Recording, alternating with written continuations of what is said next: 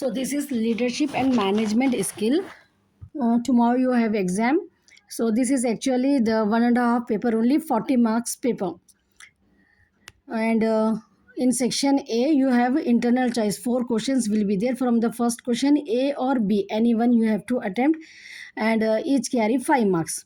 So in the second question, A or B, any one question you have to choose. So total two questions you have to attempt from the section A, 10 marks. And in same way in the section B, long answer type, each answer carry 15 marks. And there also 4 questions will be there. In the that means for third question, A or B will be there. So you have to choose anyone from there. And in the fourth question also, A or B. So like that, A or B, in each bit you have to choose anyone. First section A 10 marks, and 15 marks each question in the section B. So total 30 marks. In the duration time is 90 minutes. That means 1.5 hour only you have to write down. So don't waste your time. As you get the question, immediately you start writing, and don't give the paper before completion the paper. Also present whatever you know the topic, you can write, elaborate the topics, and maximum whatever the time given to you, utilize that time, and present the paper in a perfect way. In the last 5 minutes you underline it.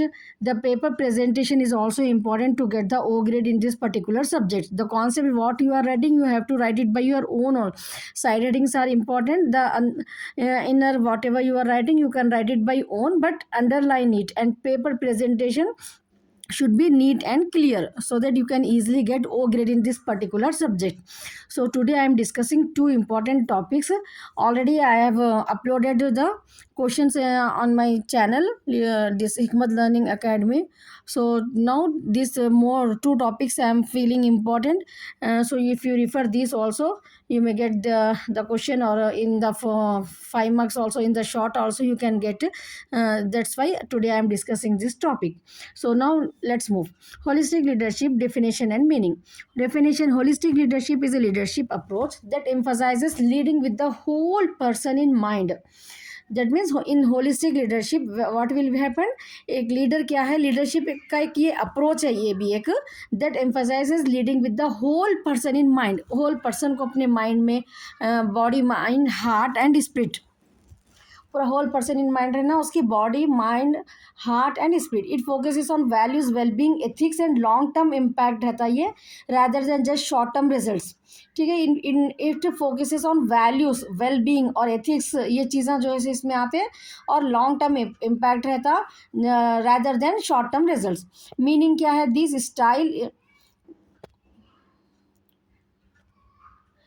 Style integrates personal awareness. ठीक है. इससे क्या होता है, personal awareness, emotional intelligence and systematic thinking into leadership practices. Leadership practices अपन देखना points ले, तो उसमें क्या था, क्या है अपने को, वहाँ पर बेसिक चीज़ें थी. यहाँ पर थोड़ा होलिस्टिक लीडरशिप में थोड़े एडवांस फीचर्स रहते. ठीक है. पर्सनल अवेयरनेस के बारे में, emotional intelligence and systematic thinking into leader. It aims to build meaningful relationship, sustainable growth होना एंड कलेक्टिव सक्सेस होना इन एनी ऑर्गेनाइजेशन में. ये जो है सो मेन ऑब्जेक्ट रहता होलिस्टिक लीडरशिप का. क्या रहता है इसका main object, to build meaningful relationship and sustainable continuous growth रहना, और कलेक्टिव सक्सेस रहना, सबकी कामयाबी होना एक ऑर्गेनाइजेशन में. Now next we have characteristics of holistic leadership. Self awareness. Holistic leaders know their values. उन लोगों को जो है ना, होलिस्टिक लीडर जो भी बनते ना, उन लोगों को उन लोगों की वैल्यू मालूम रहती. ठीक है. Emotions and personal strength, then only they will become the leader. तो पहले उनको अपने आप में, होलिस्टिक लीडर जो भी बन रहे हैं, उन लोगों को अपने आप में अपने इमोशंस पे कंट्रोल रहना, उन लोगों की पर्सनल स्ट्रेंथ अच्छी रहना, तो गाइड द पीपुल. ठीक है. They practice regular reflection to align actions with inner purpose. तो ये लोग क्या करते हैं, डेली प्रैक्टिस, रेगुलर प्रैक्टिस करते रहते. उससे जो है सो उनके जो भी एक्शंस रहता, वो जो है सो परफेक्ट रहता. नेक्स्ट, इम्पैथी एंड कंपैशन होना ज़रूरी रहता होलिस्टिक लीडरशिप में. कैरेक्टरिस्टिक्स है ये भी एक. They genuinely care for others. Empathy का मतलब क्या है, देखें ना अपन. Empathy means caring for others रहता. सिंपैथी क्या रहता, और एडवांस रहता, पूरा उनकी जगह पे अपन उनको रख के देखते. ठीक है। अगर आपके कजिन को कुछ हुआ समझो, तो आप क्यों एम्पैथी रहती है उनको कि आप उनको केयर करते हैं, सब करते हैं, लेकिन जब आपके ओन ब्रदर को अगर कुछ हुआ तो आप क्या समझते हैं, जैसा उनको हुआ आपको हुआ, तो आपको आपके ओन ब्रदर से सिंपैथी रहती। तो वैसा एम्पैथी एंड कंपैशन भी यहाँ पर अपने को लीडर्स के अंदर ये कैपेबिलिटी है, not only for the relatives but also in the organisations. जब अपन एक टीम को गाइड कर रहे हैं तो होलिस्टिक लीडर के अंदर जो है सो एम्पैथी और कंपैशन होना भी जरूरी रहता है। They genuinely care for others and actively listen without judgment.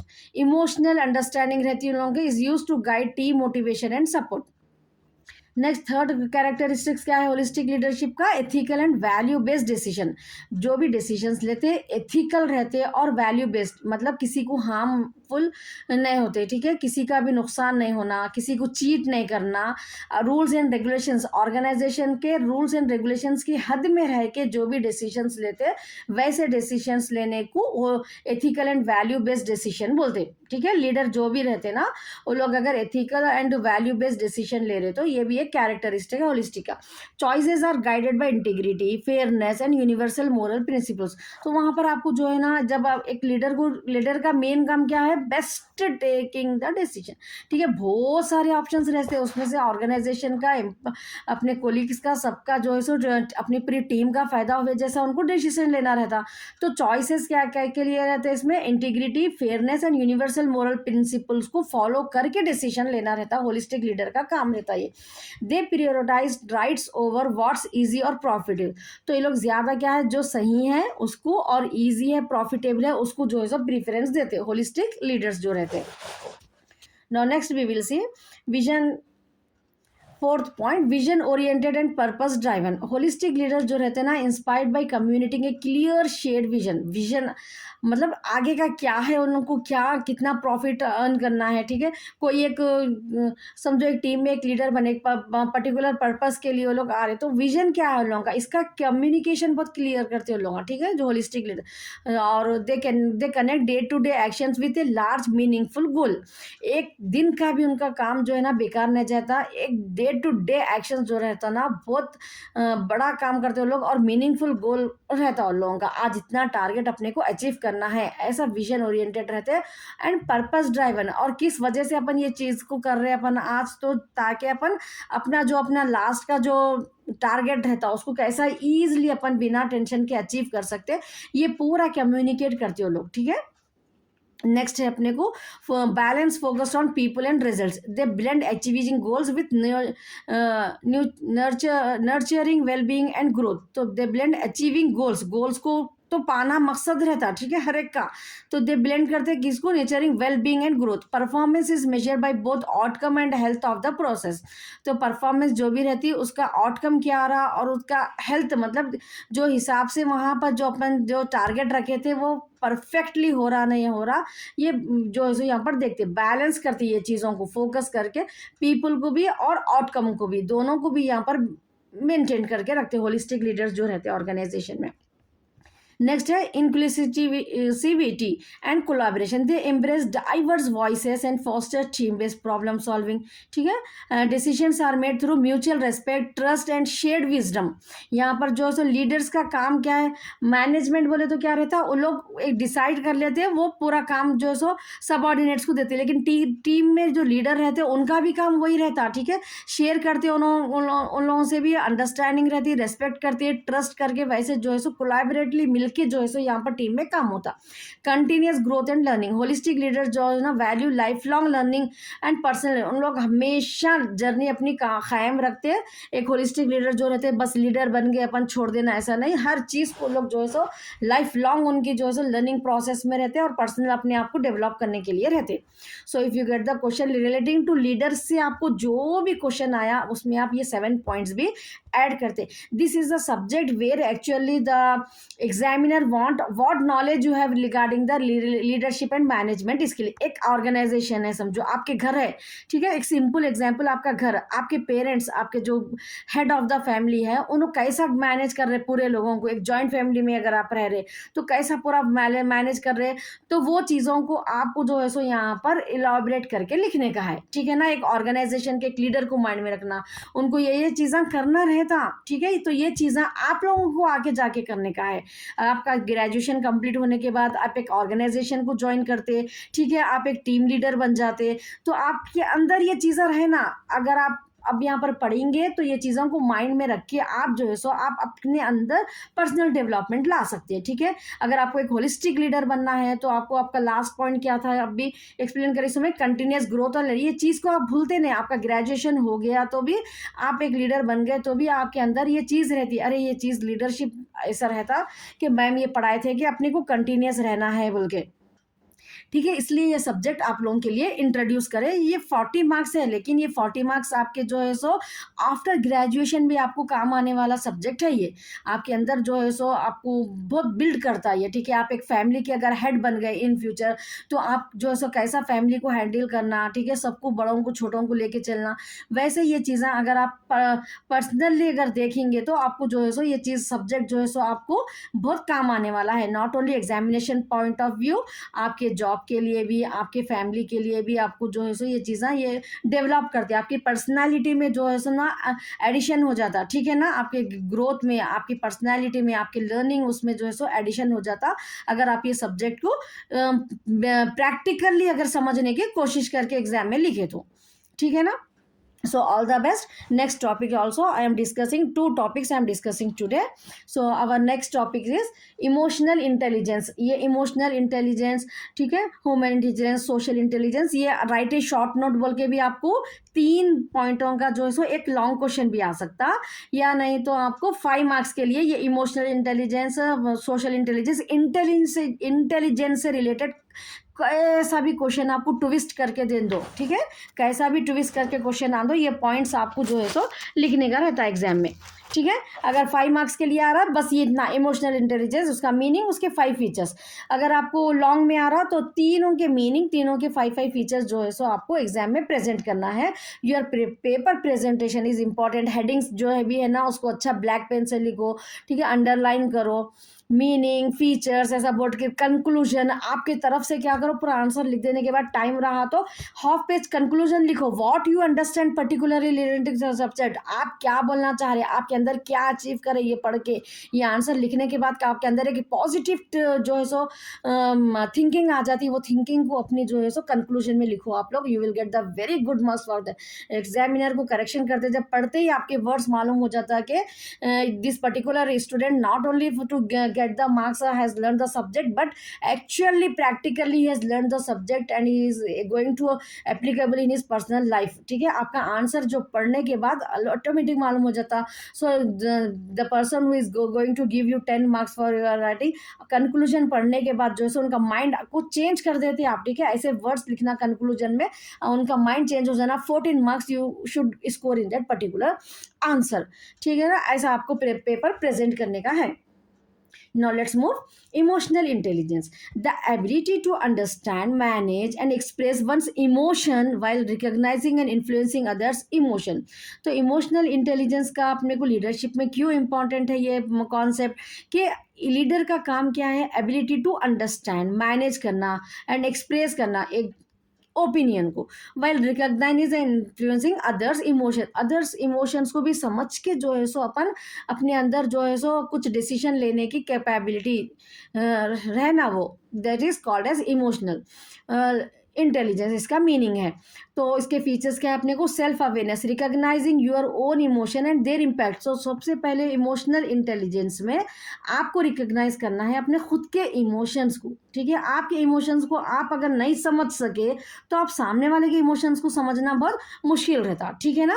And their impact, और आपके इमोशंस का ये सामने क्या इम्पैक्ट पड़ रहा आपकी लाइफ पे, ठीक है, वो चीज़ों को आपको अवेयरनेस रहना। Self regulation, controlling impulsive feeling and behaviour. Self regulation में आप जो है सो अपने आप को, यहाँ पर इमोशनल से रिलेटेड आपके माइंड से लेके आपके लेग तक, आपके, ठीक है, पूरे बॉडी पार्ट्स में जो चीज़ें इमोशन से रिलेटेड रहती है, आपको वो चीज़ों के बारे में लिखने का है यहाँ पर। सेल्फ रेगुलेशन, कंट्रोल करना, इम्पल्सिव फीलिंग रहना आपके अंदर बिहेवियर में।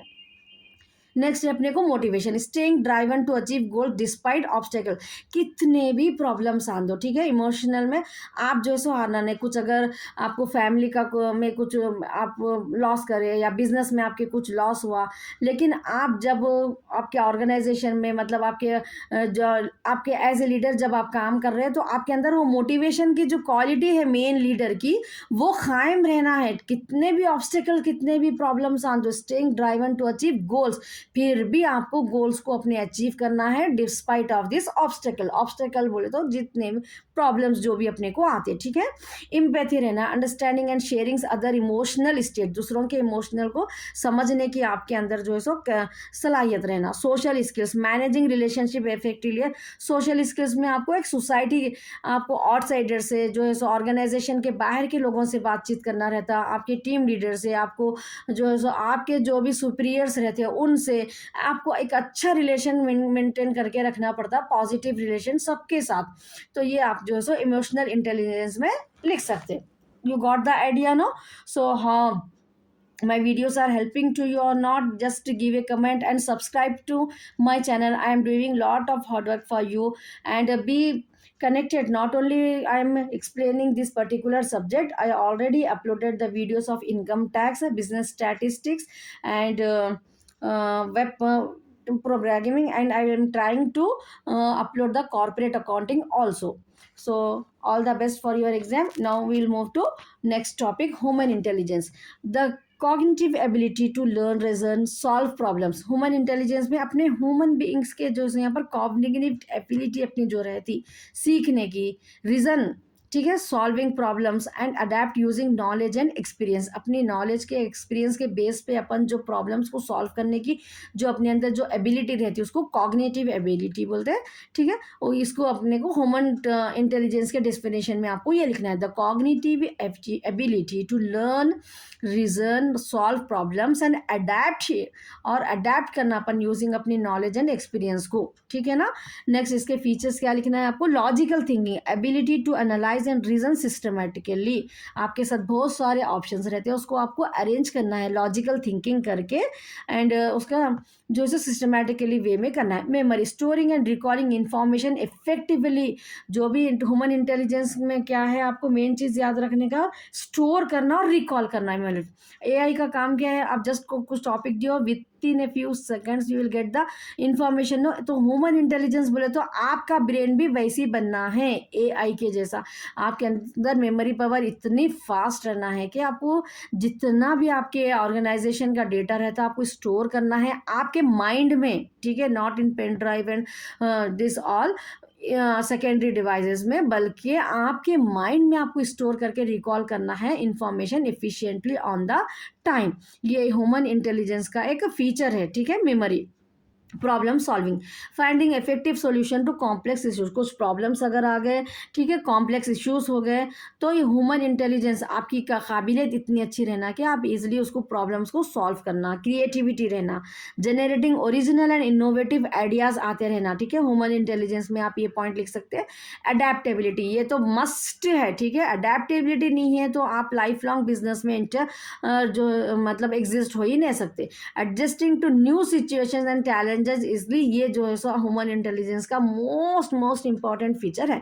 सो logical thinking, memory, problem solving, creativity and adaptability, ये पॉइंट्स आपको ह्यूमन इंटेलिजेंस के हेडिंग्स में लिखना है और उसको एलॉबरेट करके आंसर प्रेजेंट करना है। So now next we will see the social intelligence. It's clear. I already told you, 3 topics. Write a short note on human intelligence and social intelligence, emotional intelligence. अगर ये तीनों आपको A B C S आए तो 5 marks के लिए आपको 15 marks का आपका लॉन्ग क्वेश्चन अटेम्प्ट हो जाता। शॉर्ट में 5 मार्क्स में आया तो any point you may get it. So this is the important topics, 3 topics है important. Social intelligence meaning the capacity to effectively navigate and build relationship in social environment. Social environment में आपकी capacity कैसी है, आप effectively कैसा navigate कर रहे, build कर रहे अपने रिलेशनशिप को इन सोशल एनवायरनमेंट, ठीक है। ये आपको सोशल इंटेलिजेंस के मीनिंग में लिखना है। अब इसके फीचर्स क्या है, social awareness, sensing others, feelings and group dynamics, ये सोशल अवेयरनेस रहता है, ठीक है। आपको जो है सो सोसाइटी में क्या हो रहा है वो देखना है, आपको ग्रुप में क्या हो रहा है वो देखना है। सेंसिंग अदर्स, ये सोशल इंटेलिजेंस का एक फर्स्ट फीचर है। Next, interpersonal skill, communicating and connecting with others. Intrapersonal means अपने आप, इंटरपर्सनल मीन्स दूसरों से बात करना, सोशल क्या कम्यू हो रहा, ठीक है, कनेक्ट रहना हमेशा दूसरों से, ये भी एक सोशल इंटेलिजेंस का फीचर है। Conflict resolution, managing disagreements constructively. Society में अगर कुछ बात आपके सामने वाले नहीं मान रहे या आपकी टीम में कोई नहीं मान रहे तो कॉन्फ्लिक्ट रेजोल्यूशन रहना आपके अंदर सोशल इंटेलिजेंस का, ठीक है। Influence, persuading and motivating others positively. Influence leadership की एक मेन क्वालिटी में देखें ना अपन, इन्फ्लुएंस करना, लीडर का मेन काम क्या है, persuading and motivating others positively. अपने अपने जो भी उन्होंने कम्युनिकेट करते हैं, जो भी स्पीच उन्होंने डिलीवर करते हैं, वो ऐसी इन्फ्लुएंसिंग रहना के सामने वाला जो है सो उस पर एग्री हो जाना। तो ये सोशल इंटेलिजेंस में आप इसको लिख सकते हैं। टीम वर्क, कोलैबोरेटिंग एफिशिएंटली इन ग्रुप सेटिंग्स। सो सोशल इंटेलिजेंस में आपको मोस्टली सोसाइटी से रिलेटेड, ठीक है, दूसरों से रिलेटेड। ह्यूमन स्किल में अपने आपके ह्यूमन के इंटेलिजेंस के बारे में आपको लिखने का रहता है। इमोशनल में इमोशंस, आपके इमोशन, सामने वाले के इमोशंस के बारे में आपको लिखना है। सोशल इंटेलिजेंस में आपको सोसाइटी के बारे में आपको लिखना है, ठीक है, दूसरों से आपको कैसा करना है। Social awareness, interpersonal skill, conflict resolution, influence and teamwork. So these are the points I have discussed now. These are the important topics. You just, if you listen carefully 2-3 times also, you are able to present it well into the exam. So all the best once again, and don't forget to subscribe my channel. I am nearly to reach to 1000 subscribers. So I, at this period, I actually need your help and make complete my this YouTube journey to making me to complete this 1000 subscribers. So all the best once again.